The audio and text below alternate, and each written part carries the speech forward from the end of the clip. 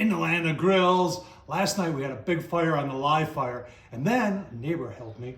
We put the pizza oven on, and I had some dough that I was planning on doing this. I had some dough, frozen dough that I had put out, proofing in the oven all day. Rolled out 2 pizzas last night, cooked them super quick on here, put it up this morning. I want to kind of clean things up. I want to show you what it takes to maintain your BREEO Live Fire. Let's get started. All right, so I'll leave the links down below to the review I did, original review I did on it.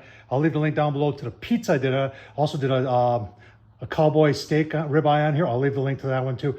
Absolutely delicious. You know, if you're really interested in this, I've got the link down below, the purchasing link.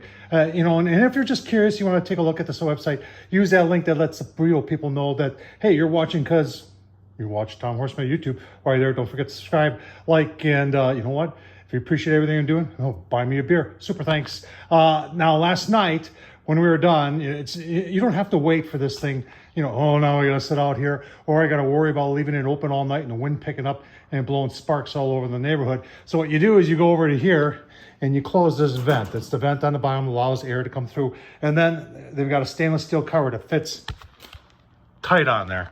And that's all I did.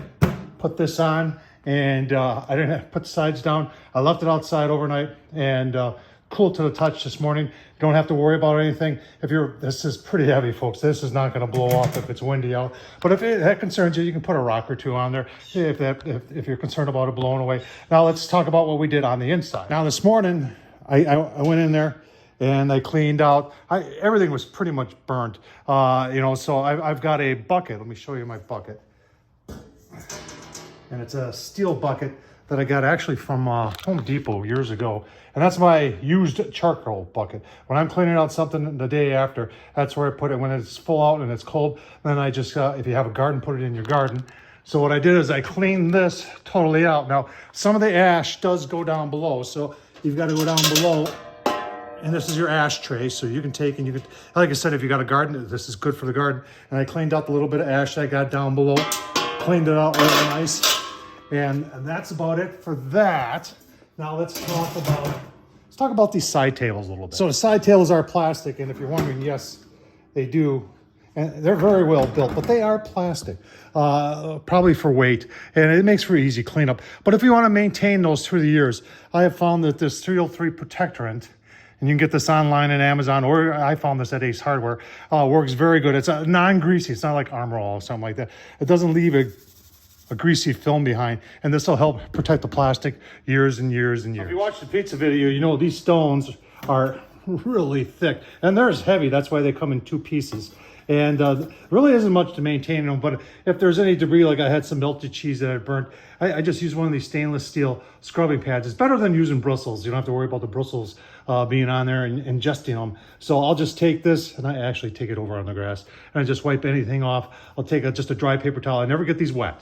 You don't want to get these wet. So I'll just take a dry paper towel, wipe them down, and they're good. All right, so this is how I'm storing mine. I'm leaving the lid on, and I'm putting the pizza oven right on top of it. Now, this is all stainless steel, so just wiping it down is all you really need to do. If you get a little messy right here, you can just clean that up a little bit, but nothing really else to do in there. And the baffles in there, everything, you know, if they get some debris up there, clean it off, but super simple to do. I just want to show it to you. When you're putting the stones back on and you're wondering if you're in center, they actually have a little indent. You can see it right there. And that's what you line your stones up, and that way you know you're exactly positioned. Really good idea by BREEO. Also, if you're wondering why the stones are like cut at the back, that leaves a spot for the flame to come up from underneath, so you get that wraparound flame. All right, there it is, all ready for the next cook. Now, if you're wondering about the wheels, I did mention this in the review, I believe, or in one of the other videos, but it comes with these. And all I did was I took this to Home Depot and I found these 3-inch locking wheels, same thread, and put those in there instead. It just makes, for me, it makes, because I store it in the garage and then I take it out on the driveway, or if I go out on the patio or somewhere else with it, just makes it a lot easier to move around. So we've got it all done. I love the storage, those 2 bottom shelves there. I've got all the accessories that come with this grill, all in one neat package. Hope this is helpful. Check them out at BREEO. Like I said, I'll leave the purchasing link, or if you just want to take a look at the website down below in the description. Tom Horsman at YouTube, thumbs up, leave a comment, and as always, I can't say it enough, folks. Thanks for watching.